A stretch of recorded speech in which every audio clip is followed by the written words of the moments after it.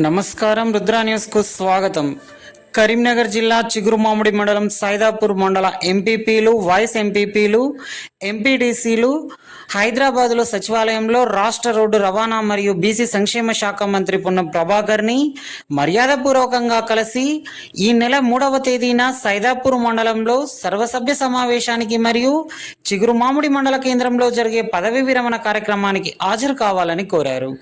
మంత్రిని కలిసిన వారిలో ఎంపీపీ కొత్త వినితా శ్రీనివాసరెడ్డి, సారబొట్ల ప్రభాకర్ రెడ్డి, వైస్ ఎంపీపీ బేతిరాజిరెడ్డి, ఎంపీడీసీలు పెసరి జమున రాజేష్, మిట్టపల్లి మల్లేశం, మేడబోయిన తిరుపతి, కొత్తూరు సంధ్య రమేష్, అందె స్వప్న చిన్నస్వామి, రవీందర్ రెడ్డి, మేడబోయిన తిరుపతి తదితరులు పాల్గొన్నారు.